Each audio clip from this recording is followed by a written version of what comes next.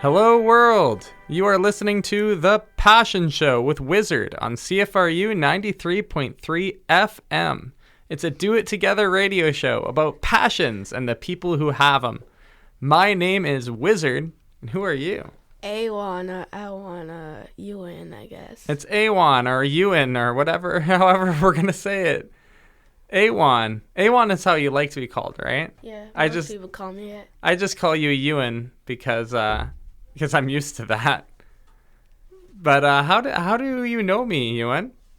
Well, so we were at a camp called the Guelph Outdoor School, and so you were one of the instructors there. Yes, I was. And I was one of the participants. You were a student. Wait a second. You were a student. Wait, Ewan, how old are you?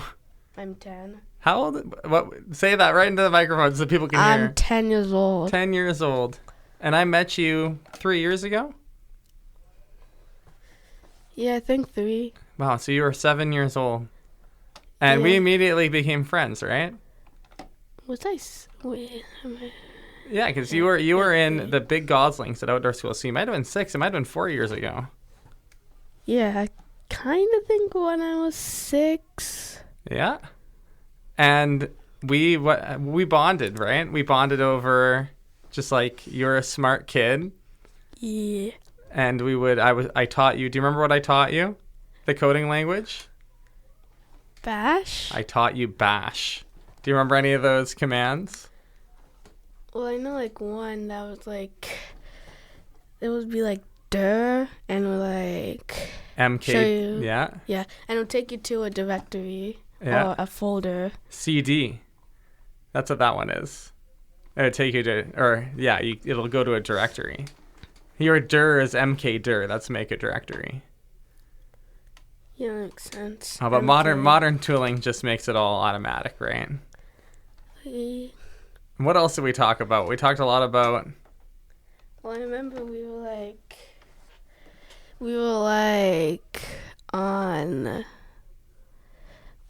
on your phone. What? I don't look at my phone. If the people at outdoor school are listening to this, I would never look at my phone at outdoor school. And we found this terminal app. Yeah? Oh, yeah, I was showing you my terminal app. Termux, open source, great software. We started using it, and it was pretty cool. Yeah, it was cool. We talked a lot about geography too, right? Yes, geography. Yeah, A1 is a big geography fan. I remember you were making countries up. Yeah, I did that today. Really? Yes, That's I'm not perfect. even joking. I hope that maybe you can tell the listeners about the country you made up. Well, I think I named it Alisco. Alisco. And Cool. had 2 island chains, which are called island provinces. And then the capital is Vals, I think. And then there was the third smallest region was called AS Vals, which stands for Area and Community Surrounding Vals. And the capital of that was New Vals City, which would be like completely which would be the city surrounding Vals. And it was the most populated out of all of the cities. I can't remember like all of the names. That's okay. What's the population of that country? I forgot to do the math when I was going to do it, but then I just went upstairs or something. Oh, you're going to figure it out, okay. But I think it was like 65 million. Okay, not bad. How about the square kilometers area? I did not do that because I knew if I would do that, it would take like so long to actually like figure out how to do all of it for all of them. So yeah, it's tough to figure that stuff out. Then you run into the sea line paradox, right? Have we ever talked about that? I feel like we've talked about that. How you can't measure a water line because it gets bigger whenever you use smaller intervals of measurement. Well, I don't think I've heard of that. Oh, we should look that up later. So my relationship to A1, the reason that we still are friends 3 years later is because I'm his tutor. Yeah, and we started working on the website. Yeah, we make websites together. We make fonts together. TECHYEWAN.com. Go to it now. Yeah, go to it now. Go to it now. It'll be we'll say that again. Well, at the end of the show. Yes, go to it now, or else. Yes, it's a good website. We made it together. We also try to remember flags and stuff. We talked about design. Yes, we were going to work on the font. I really think I was starting to work on it, but then I think I forgot about it. The font? No. Yeah, but I think I'm pretty sure I saved it as a project on the tool that I was using. Well, that's good. We can get back to that next time we're hanging Hopefully. out. Yeah, unless we get distracted again. We often will get distracted and just go down some rabbit hole. Yes. And sort of just learn about some obscure internet protocol. That's happened a lot.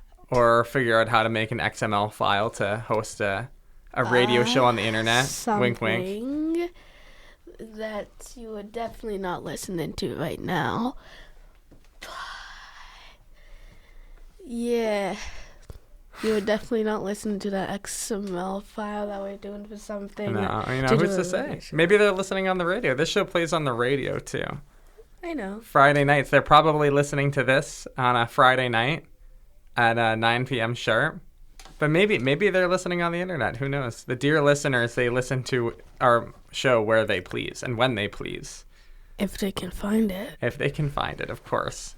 Well, maybe I've done a little research on how to send in XMLs to different indexes and registries. So maybe it will be easily found soon. Who knows? Yeah. Well, anyway, look at us. We got on a tangent already. I need to ask you the big question, the one that always comes up on the show because it's sort of what the show is all about. EWAN, what are you passionate about? Many things. Many things. Okay, we're getting our very first ever grab bag episode. No primary passion, but a series of small passions. I'm very excited to hear what you have to say. Okay, let's start off with tech. So, tech, yes. I have these notes about something that's been going on. I'm pretty sure it's about the European Digital Markets Act, which basically... Okay. Basically... The European Union has not really been liking how companies are making it harder for other companies to compete by making proprietary stuff. Okay. So they had an idea. They started changing the laws. Okay. What did they change the laws to?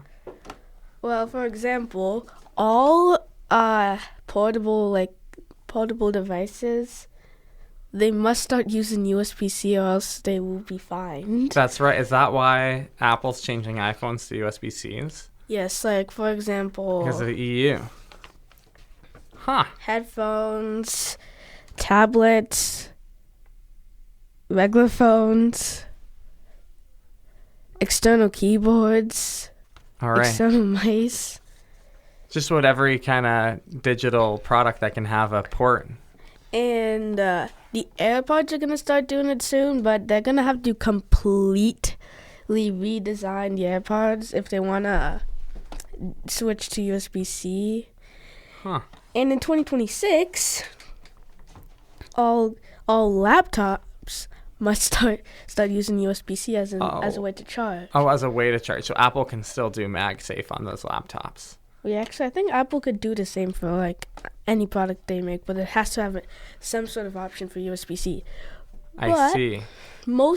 All of these laws are only in the European Union, but some companies, just so it takes less money, they'll just start doing it for all things. For example, Apple's making USB-C replace Lightning everywhere because they just don't want to have to make two different models. Yeah. And fracture their supply line. So yeah. Interesting. They don't want to fracture that supply line. That makes sense. Why do you prefer? Okay, I have a couple questions. Which do you prefer, Lightning ports or USB-C? USB-C. Why is that? Because USB-C is easier to use. Yeah? Yeah, like, I think and I also agree. you can flip it anyway, and it's always gonna work. And there's like, yeah, and also USB-C is used for more things, That's true. Yeah, I love USB-C. The only problem I have is that and it's when better than its predecessors, which you knew get it on the right side every single time. that's true. The old USBs that I grew up with, that you can't flip it upside down or it'll break the whole system. But they're still used. Like, for example, my mouse, yeah, it uses the old ones. Oh yeah. My grandma just gave me a USB drive with a bunch of old pictures on it. It's the old kind of USB, and I have to plug it into my big computer, the work computer. I have to plug it into the power station because the new stuff doesn't have those old USBs. All right, so here's my second question, Awan. Why do you care about European laws? I don't know. I just started seeing it. I just started looking at it online, and I kind of got interested. So you look online a lot at current news, eh? Yeah, I guess. Where do you get your news from on the internet? Mostly YouTube. YouTube, okay. And then I just start looking, and then I just start searching it up on Google. And reading like articles that come up, that kind of thing from news companies? Yes. Have you ever used Hacker News? I know I've tried to get you on Hacker News before. Yeah, I've used it once, but then I just forget to use it. Like sometimes I when I'm searching stuff up, I start seeing it. Like I remember, I think I was like, oh yeah, another thing that I use a lot is Reddit. Reddit, yeah, Reddit's a classic. A lot of information on there. Oh yeah, that reminds me of another thing to do with the European Digital Markets Act, which is Microsoft in the European Economic Zone area, which is the EU and some other parts. Microsoft allows users to delete Microsoft Edge and Microsoft Bing. Okay. Which you can't do anywhere else because of the laws. That's crazy. Because they don't want you to do that, but they don't want to have to be fined. So they let you do it. I want to delete Edge. Get it out of here. Don't want it. Don't need it. Yeah. Oh yeah, that reminds me of about the blue-green bubble situation. The blue-green bubble situation. Oh, you mean like for texting? So yeah. All right, tell us all about that. So some disadvantages is because, well, first of all, the reason why the blue-green situation exists is because Apple uses its own proprietary software for texting called iMessage. Apple loves that proprietary stuff, eh? And Android has its own called RCS, which is open source. But when Apple users are using it, just uses MMS. Okay. Does RCS stand for Rich Chat System? Or what does that stand for? It's like, I seem to remember it standing for that. I'm not sure. Let's look it up. It's like, I have a no fake news policy on this show. RCS. What does that mean? it has. I'm pretty sure it has the word "rich" in it. Rich Communication Services. Yeah. There we go. Predecessor to RCS is MMS, which is Mass Media Communication Services. No, it's Mass Media something, and then Maybe just Mass Media Services. yeah, which is the successor to SMS. I remember SMS from when I was a kid. But yeah, since most of the iMessage stuff are not supported on RCS, because I don't think Google's able to do that. Like, for example, if there's like a reaction that someone has, it's gonna just show as a message.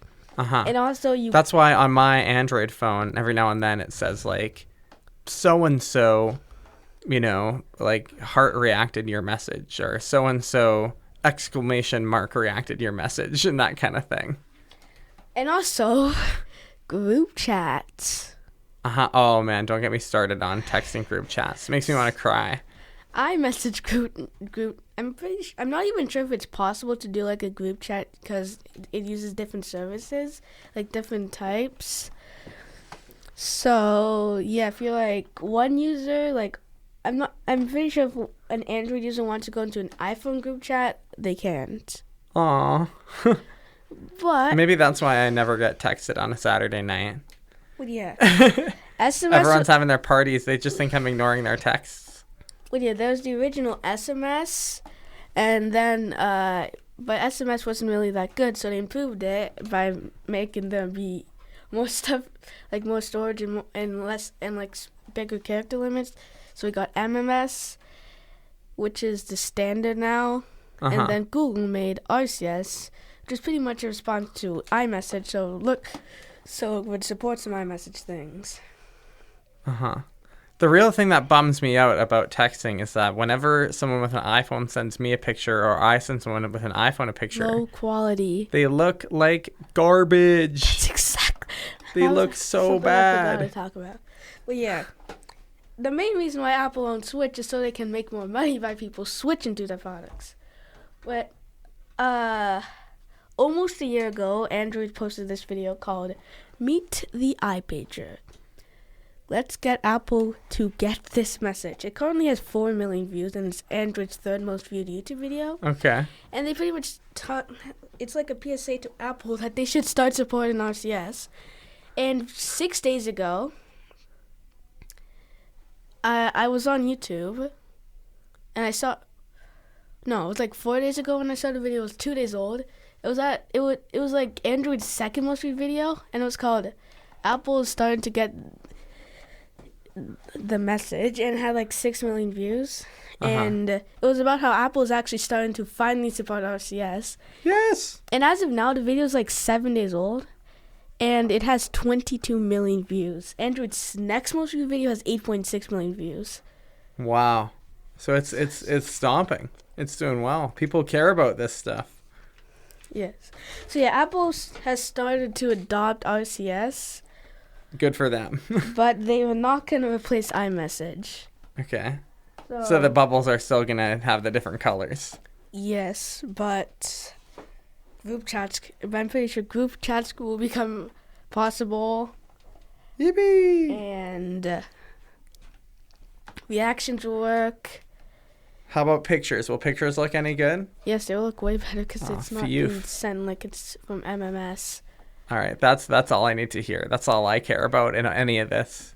And now, geography. Geography. Okay, so we're going into your next passion. Your passion for geography. Let me think of some stuff for geography. Yeah. Listeners at home, EWAN has an incredible knowledge of geography. Him and I, we play this game before we start our lessons together, where it's a website that shows you a silhouette of a country, and he will get it every single time.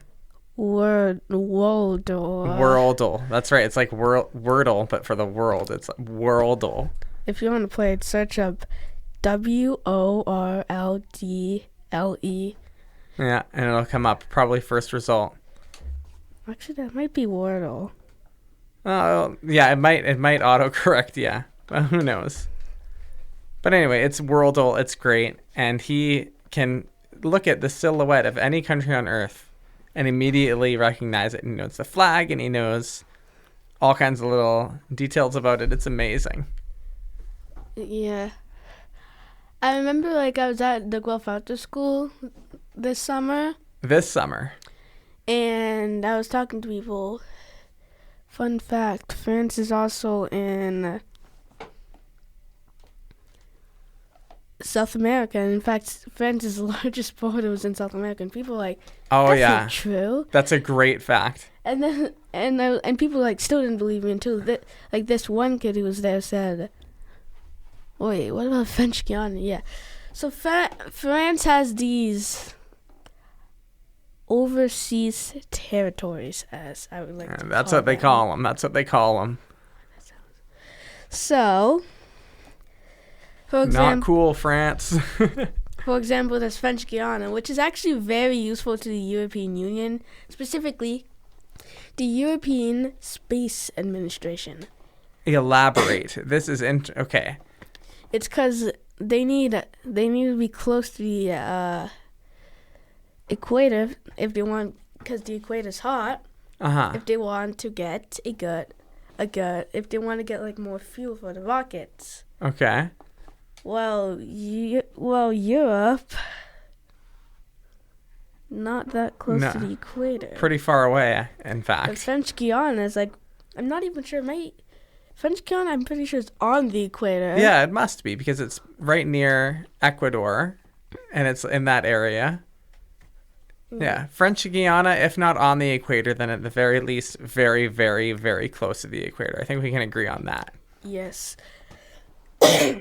So, some other parts of... So, most overseas parts of France, they're not actually part of the French Republic, but they're controlled by France. Like, for example, French Polynesia.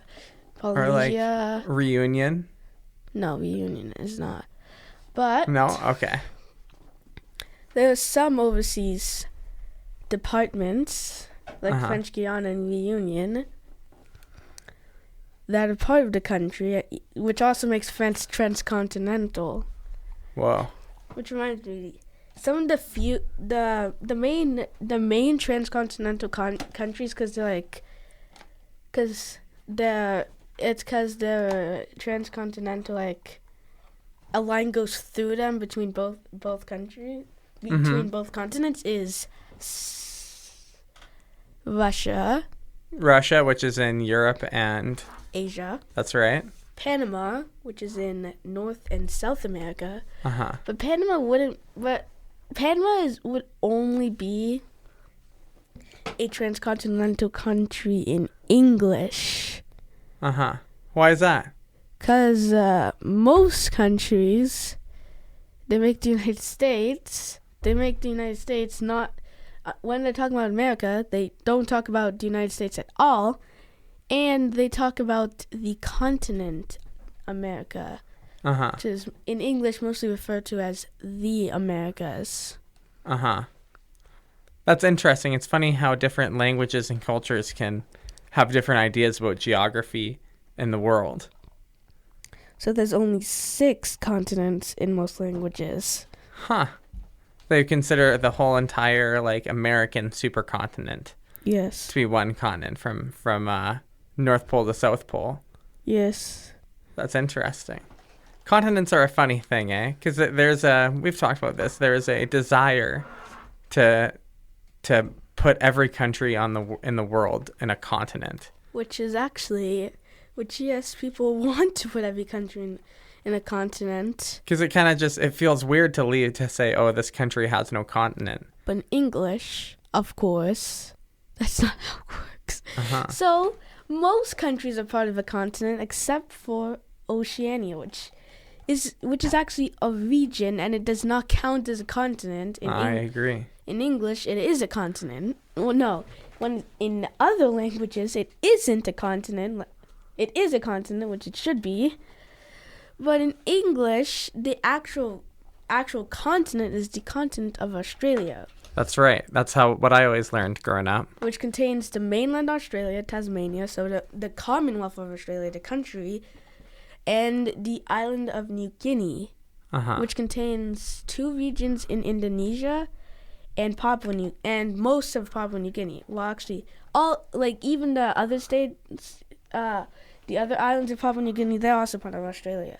Okay. But yeah, Oceania is there's multiple regions of it, but there are 15 countries in Oceania, Uh-huh. but I've only mentioned 3 of them, which means 12 countries, in English at least, don't have a continent. Interesting. So we wouldn't even consider them... Well, I'm sure some people would consider them part of Asia. No, not at all. No? They're not. Asia would be they're more east of Asia. Okay. Are we talking about, like, Malaysia? No, Malaysia's part of Asia. Okay. Well, what countries are we talking about then? New Zealand, Uh-huh. the most notable one. Fiji, I guess. Yeah, that's true. Fiji. Yeah, I don't think anyone would claim that Fiji is part of a continent. In English. In English. I suppose other cultures and languages would say that's part of Oceania. That's what you're saying. Nauru is one. The Marshall Islands. Uh-huh. Tuvalu. You're blowing my mind right now. I love this. This is exactly the kind of fact I hoped you would bring on. Oh yeah, Tuvalu has the most popular country code on Oh, domains. let me guess. It's because they have .tv. .tv, yep. So many people want that .tv. Which Google actually doesn't even count. Google there's two domain names Uh-huh. that Google counts as general top level domains, even though they're country top level domains, Mm-hmm. which are .me for Montenegro Mm-hmm. and .tv for Tuvalu. It's because it's so popular, and .me is just me, Uh-huh. and .tv is TV, which is short for television. So Google doesn't count those as country top-level domains. They just consider them generics, But they are country. despite the fact that they are. How about .io? Indian Ocean, right? No, .io is generic. Really? Yeah, I think so. I'm going to look this up. I'm curious about this. Here we go. We always are fact-checking on The Passion Show. No fake news. Yes. .io TDL. Or TLD. Okay. Let's find out. It is. It is the British Indian Ocean Territory. I knew it. Wow. Look at me. Usually it's EWAN who knows way more about this kind of stuff than I do, because he is like a incredible sponge, Well, I guess. which absorbs interesting trivia that appeals to me so much. But and I'm just not as much of a sponge for that kind of thing. I like just hearing it from people like you.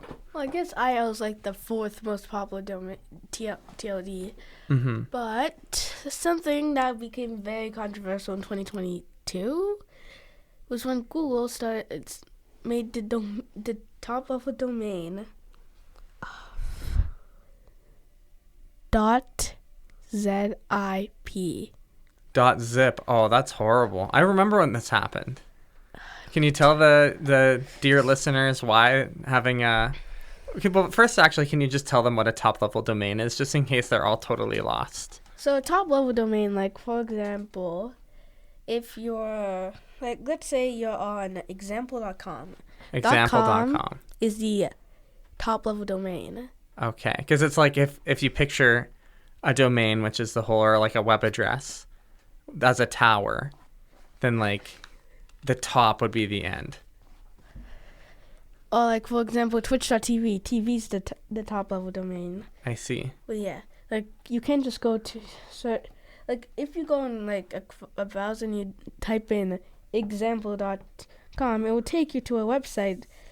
But if you just search up example, it's either gonna say this is not a website, or it's just gonna take you to your default search engine, saying example.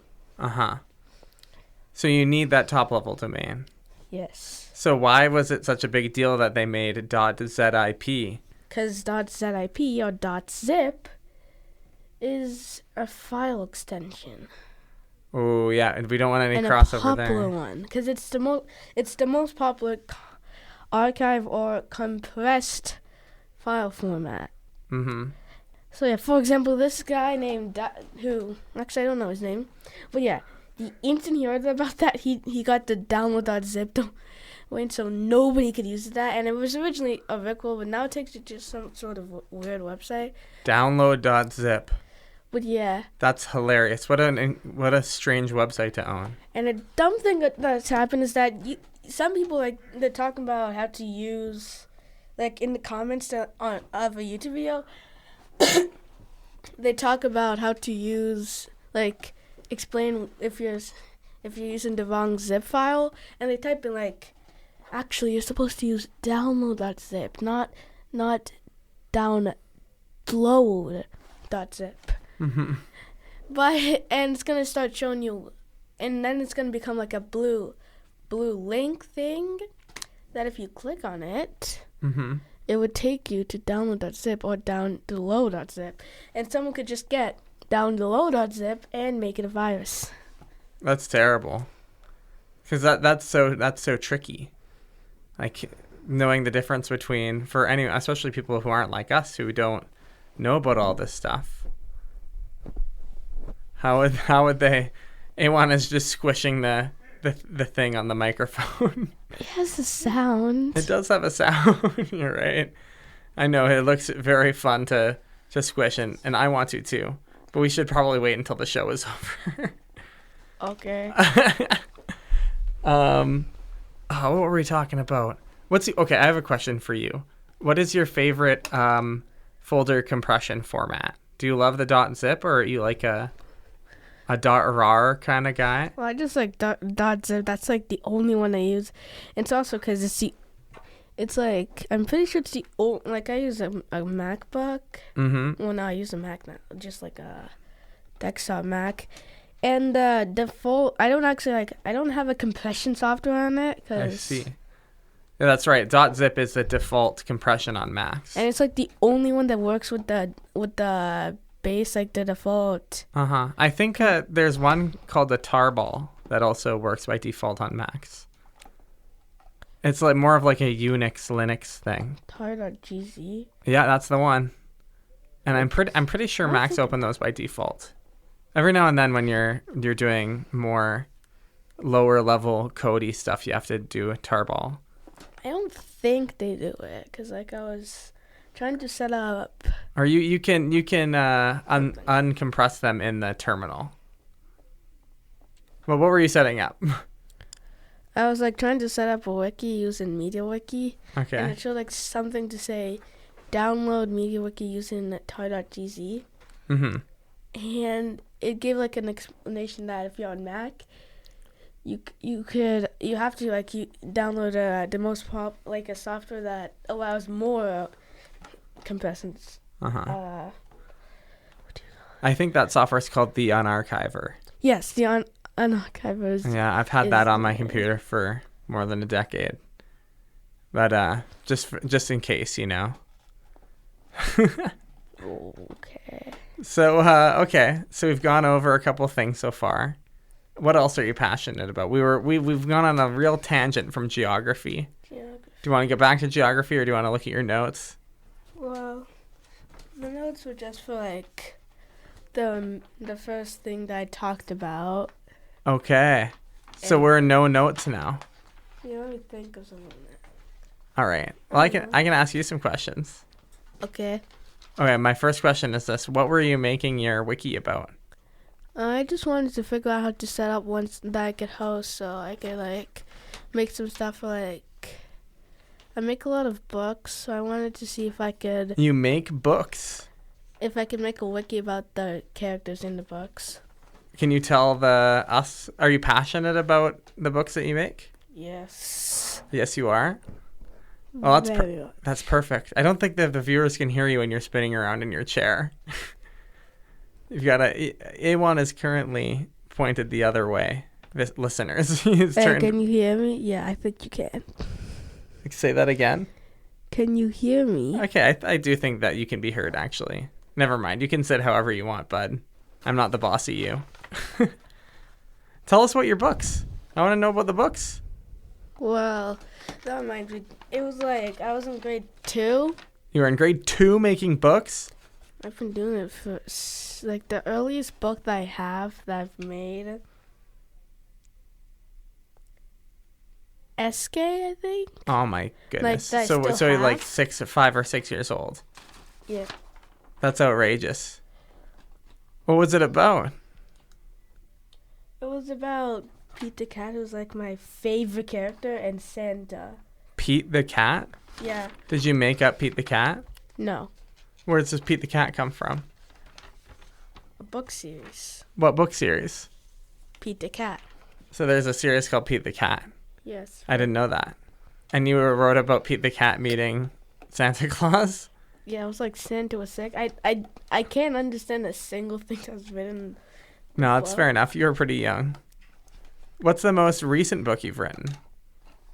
Well, me and my friend, we started working on this book series called No Title. No Title? And yeah, the first 5 books, they're like 10 pages, and then the 6th book, well, The seventh book is split into 2 parts, and I thought that would be the end of the series. And I was originally gonna make 3 parts, but then I was like, I did not want to do a third part, so I made it into 2 parts, and the total was like 25 pages long. But it was supposed to be like the final battle between the main characters and the main antagonist. Okay. But the battle never really happened, so I'm planning to put in the final book, Book 8. Book 8. That's a lot of books. That's 8 more books than I've ever written. I'll tell you that. What's it about? Like, what are the characters in Untitled? Well, in the first Untitled book, you meet the stick figure character who doesn't like the book that he's in. So he knows he's in a book? Yes. That's very meta. But yeah, he doesn't like it, and he waits for it to end. Okay. And then it just ends. That sounds transgressive. And then book 2. Sounds borderline postmodern. I can't remember what happened in book 2. But book 3... Okay, nothing important, evidently. I can't remember what happened in book 3. Okay. But then book 4 was when I started, like, doing all of the books. Like, it was originally, like, my friend would do every odd book, and I would do every even book. Okay. But then I just started writing all of them. Okay, you So took book over the 4, project. You strong-armed it. Corporate takeover. Yeah, the universe is sentient. The universe... Oh, that's such a cool fiction idea. The universe is sentient. So... Elaborate. Then the stick figure figures out how to make a rocket and then escapes. Escapes from the universe? Yeah, it's a multiverse. Oh, okay. So he's still in a book. He's not in our reality. But he escapes from his original reality. Universe, and now he's in multiverse space. Okay. So he goes to a couple places, and then the book just ends. And now book 5... Okay. The universe, it's back in the universe's POV, and he thinks of like any way that he could get the stick figure back, and then he realizes money. He'll buy him back. Yeah, he can pretty much make anything. Okay. So he makes money and says, "If you come here, I'll give you a bunch of money." And then he comes back. He wants the money. Book 7. Fair enough, guy. Book 7 is basically... And this is a 3-parter, right? What? You said that book 7 is in 3 parts or 2 parts? 2 parts. 2 parts. So the first part of book 7, it was like... Well, actually, there's like a scrapped version of book 7, part 1 that I had. Left on the cutting room floor. And it introduces the main villain. Basically, he gets the stick figure, then traps it in the rope, and is about to kill him, and then the universe is like, oh god. So is the universe a good guy here? Yeah, the universe knows the main antagonist, because the main antagonist is also the universe, and they're like, oh no, they went to like school together or something. Wait, so universes go to school in this book? Well, I don't know, but it's like that's awesome. But like they like, but like the universes are like when they're younger, they were social with each other. So yeah, that's how he knows that universe, and that universe is right next to the main universe. Oh yeah, the main universe's name is introduced in this, and I was like thinking of a random name, so I picked Ian. Ian, the universe. And then for the main villain, I had the name of Max. Max. But yeah, in the new part 1, it starts off, they're thinking of how to defeat him.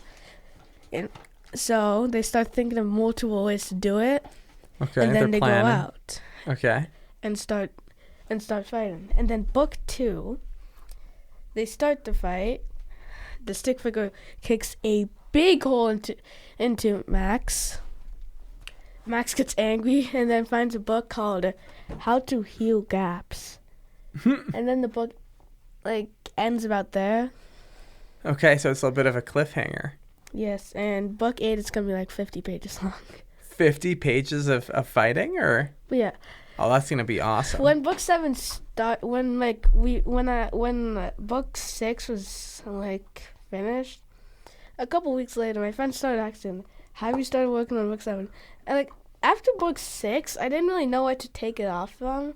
I was like thinking I wanted to turn it into a comic book series, and then I was like thinking of multiple things. Yeah, I'm imagining this as a comic book series. Is this Well, not a? well, it's a comic strip. It's like it's called a comic, but it's more of like it's not like in panels or anything. Okay, so it's like drawings and words all just. Yeah. This sounds amazing. I really hope that you can show me this sometime. Yeah, it's in my house right now in Perfect. my bag, my school bag. That's awesome. But basically, yeah. And he would like keep on telling me, and I was like, and once I said I finished part 1, he came and then he was like, and I was like, okay, I finished part 1. Now stop asking for it. And then a while later, like the day that I finished part 2, he asked, and I was like, I finished book 7. I'm going to start working on book 8 like later. Maybe I'll start doing it like tomorrow when I'm at school. Well, I would love to see that. Oh, tomorrow's back to school. You're right. Well, I mean, it's Sunday. We're recording this on a Sunday. I've made all of the books on school days. I love that. I used to do that same kind of thing when I was in your grade. I would just write stories and stuff. Short stories is what I usually did. I didn't have the patience to do a series like you do. I get bored too quickly. I was trying to see if I could find not self-hosting the wiki, so I figured out I wanted to find out what to do another way. Mm-hmm. And like there are wiki farms, which basically you can make a wiki on them, and they host a wiki. And then there's wiki hosts, which they're just like hosting products. On the official media wiki page, it showed DreamHost. I was like, okay, so DreamHost. So that's how we host our website. I went onto the page. Yeah. And the page does not exist anymore. What? So yeah, I tried.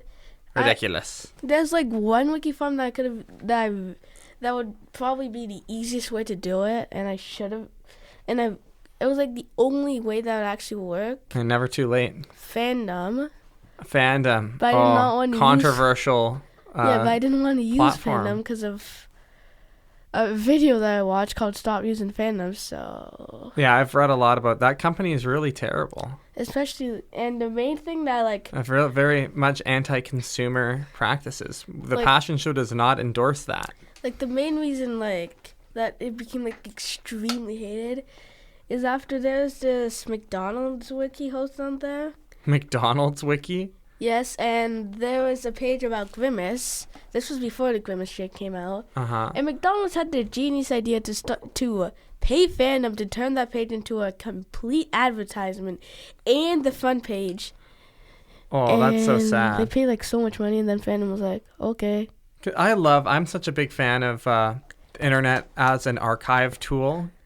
You know, because the internet has so many, it's like a good knife. It can be used to carve and create beautiful objects, but it can also be used to hurt. And the internet is at its I think some of its most beautiful when it's being used to save information that could be forgotten by all the passionate people. I feel like wikis are built on passion. You know, if I could get every person who owns a wiki on my show, I'd be a happy man, because whoever made that Grimace page would be the most interesting guest on here, don't you think? Yeah. They could tell me everything about Grimace. I would love that. But yeah, the people on Fandom, the people who make the wikis, they don't actually get to they don't own the wiki, and they can't delete the wiki. All they have is that they can ban users and protect pages. That's ridiculous. See, that's why the old days of the internet were so cool, because anyone could host their own forum and their own wiki, and then you could do it with it whatever you please. It was sort of a beautiful way to create artworks. It was like our modern or a new version of libraries. Now, of course, I still love regular libraries. Maybe one day I'll be passionate about libraries on this show. But wikis can be incredible things, and it really bums me out that companies like Fandom are trying to sell out this beautiful thing to corporations. Yeah, but they were founded by the same person who created Wikipedia, but he left like a long time ago. And it was basically like a page where you could host your own wiki, and it's a for-profit company, which is total opposite of Wikipedia. Yeah. Famously, Wikipedia loves doing those donation drives, eh? Well, yes, a bunch of I've pitched in some money to the Wikipedia donation drives. I'll my admit it. dad has. One little dollar. But got to keep the dream alive. Keep that information public, that beautiful, beautiful information. Well, yeah. A bunch of wikis have started to move away from it, and there's actually this tool that from a bunch of wikis, it will shadow if you install the plugin, it will shadow ban the old fandom wikis and take you to and just show the new one. And if you because I've looked things up before where I see two wikis for the same thing. There's like a fandom one that can't be deleted and has old information on it, and then like a new one that's better. Well, yeah, the Minecraft wiki changed, the RuneScape wiki moved, the Hollow Knight wiki moved. So a lot of video games I'm hearing. Yeah. That's really interesting stuff. A bunch of them have started to either self-host or find other wiki farms, like. They should all just let me. They should just let me host them. I'll host them. Wiki.gg, which is for video games. Yeah, that checks out. Another top-level domain that's kind of funny. Do you know where .gg comes from? Probably comes from some sort of country. Yeah, I'm trying to think of what one. What countries start with G? Ghana? That's one. I'm pretty sure Ghana is .gh. Yeah. Gambia? That's probably not it. .ga, I think. That's amazing that you know all these top-level domains. I got really into GeoGuessr. Have you ever played GeoGuessr, A1? Yeah, I played like a long time ago, and I wanted to play like a couple months ago, but then I found out it was paid. Yeah, it is paid. I used to pay for it during the novel coronavirus, if you remember that. And I memorized a lot of top-level domains that when I saw them on a billboard, I could get the country right. And so I remember, do you remember what .za is? South Africa. South Africa, that's right. Isn't that a weird one? Yeah, there's like a meaning for it. It's like it's like one of the name. It's the name of it in like another language. I see. That makes a lot of sense. And that's similar with. Do you remember the top level domain of Germany? .de. Deutschland. Yeah, exactly. And now we're right back to geography. We've done a full circle. We're getting pretty close to the end of the show. Yes. So do you want to just like run through some? Like, I know there's a bunch of other stuff that you're passionate about that we haven't even talked about yet. Like, do you want to talk about, like, logos? Logos, yes. A1 loves logos. We have designed, like, 1 million logos together. You study logos. That reminds me, in the United States, PayPal changed its logo. That's right. That's recent news. And it looks horrifying. It's so boring. They got rid of any kind of flavor. It's just a sans serif font and now. And the font that's in is called LL Supreme. LL Supreme. Ugh. I don't like the sound of that font. Supreme. The brand. Like, wait, they're using the font of, like, the streetwear brand Supreme? No, the font's based on Futura, and I guess that the creators of it... Futura, famous font, yeah. They slightly modified it, and they called it LL Supreme because Supreme uses Futura as its font. I see. A1 has a whole bunch of corporate fonts memorized, which I think is really fun. And if you would like, can I just quiz you with some of them and see if you remember? Okay. All right. What is Google's font? Google Sans or Product Sans or Roboto, I guess. Okay. Does Alphabet have the same font? Yes. What is Facebook's font? Facebook Sans or Optimistic. Optimistic. Okay. What is eBay's font? eBay Sans. eBay Sans. You could just be making these up and I wouldn't know. But I trust you. What is Uber's font? Uber Move. Okay. What is Airbnb's font? Airbnb Serial. Okay. What is Walmart's font? There's like Ooh. it's the name of one think. of the founders. Okay. Founder's assistants. Like That's so cool. I love that you know that. Like, oh, that's great. Okay, here's an easier one. What is...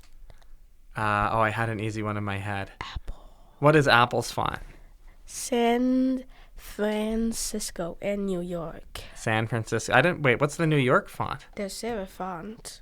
I didn't know that. Oh, man. If you go into Apple Books, you can see it everywhere. Oh, I see. And as you know, I have San Francisco downloaded on my computer, even though it's supposed to be a system level font. Well, yeah, you can download it easily. Just go to the website. Exactly. That actually didn't used to be the case. They used to make you jump through real hoops to download it, but now it's easy. What is Amazon's font? Amazon Ember. Ember. And do you remember what their Kindle font is called? Buckley. Bookerly, that's right. Yeah, we love fonts. What's your favorite style of font? Well, a bunch of fonts I've seen, they have like a mix. Well, sans serif. You like the sans serifs? Yeah. I used to say the same thing. What type of sans serif? Do you like blocky ones or like round bubblier ones? I like the round bubbly ones, but I also like the blocky ones. Okay. Like. What's your favorite corporate sans serif font? That's a tough question, I know. I really like San Francisco. I think it's a nice font. San Francisco's good. But what would it be? Yeah, you gotta think. Subscribe. It's a tricky question. Maybe Google Sans? Google Sans. You heard it here first, folks. EWAN's favorite corporate font is Google Sans. It's a good font. Is that the one they use in their logo? No, that's Product Sans. That's Product Sans, okay. But I remember when they changed the logo. I liked it at first, but now I just miss the old logo. It was more fun. But to each their own, right? I really like serif fonts. I've become a serif font user. This show's logo has a serif font. And do you remember what my show's font is called? no. No, me neither. I'll memorize it someday. Since we're about to run out of time, I want to quickly say something. Wait, what do you want to say? To the viewers of this. The viewers, you mean the listeners? Yeah. Viewers, listeners, maybe they can close their eyes and imagine viewing us instead of just listening. Not if they're driving, though. And I know most of our users are driving their cars, so don't close your eyes and imagine us. Just listen. All right, what do you want to tell them? We still have time. If you want to see more stuff that I like to do, then check out my YouTube channel. Check out his YouTube channel. YouTube.com/@OCDrill. OC Drill. But the drill's spelled DRYL. All right, there you go. You can see EWAN has a whole lot of videos on there and interesting stuff. Nobody should ever check out my YouTube channel, on the other hand. YouTube.com/ I'm gonna edit this out. Don't say it. It just has lots of silly videos from when I was in high school. Maybe one day, if I ever bring in one of the people from that channel, then we can share. Well, actually, you uploaded like a couple days ago. No, a couple weeks ago. Did I? That's right. Yes, I did upload. One day. You know, the people can only get so much Wizard. Because this show that you're on right now, it isn't about me, A1. It's about you. This isn't the Wizard show with passion. This is the passion show with Wizard. The with Wizard part's just a little side thing because there are already shows called the Passion Show. So I needed to staple that in there to have a unique identifier. But moral of the story is we are into the part of the show. Yeah, it's funny. I just said that the point of the show is what you, but I do like to say my own passion at the end of every episode. We only have a couple minutes, so I'll make it quick. On this episode, I am passionate about interesting science fiction concepts. You've given me a great one today. I was just watching a really great show on the internet called Scavenger's Reign. If any of you are looking for 4 hours of of fun, of spooky, beautiful fun. Scavenger's Reign. It's on the internet. And the whole idea of a universe being sentient and having a history and knowing other universes really excited me. That's a great idea. I would buy your Untitled book. Are you going to release it, do you think? Probably not. Probably not. You're not going to print it? I could like put it online for you to see it. Yippee! Maybe I can send it out to the viewers. Hopefully not. I love interesting science fiction concepts. I think they're great. I think that's a really great one. A sentient universe. I've never heard anything like that. I didn't even think of it as science fiction. Interesting, because that's so science fiction-y to me. I've heard about sentient stars. That one always excites me. Because why not? Maybe a star could be sentient. That reminds me of a book series I made like 2 years ago, called Clogged, and it was about this kid who had whose family, they were all plants who could also become human at the same time. That's great. They could change between both. Change between plant and human? Yeah. I have some friends at Guelph Outdoor School who can do that. The largest on my main Google Drive account, the largest folder was a read aloud of book 2. Oh, wow. It was 480 megabytes. That's pretty big. And then I think the largest file on my Google Drive is a 1-hour video I took of a Shebad concert. It's 22 gigabytes. Isn't that ridiculous? That's more than the amount of gigabytes I have on Google. Yeah. 22 get out. Yeah. HD. How quality how high of the quality? I think it's 4K or just HD. I don't know. What camera were you using? My phone camera. I duct tape my phone camera to a speaker, and whenever they get too loud, the video shakes. How quality is your phone camera? It's a good camera. People always tell me, they say, Wizard, that picture looks incredible. I'll show them a picture I took, and they say, that picture looks incredible. You have such a good camera.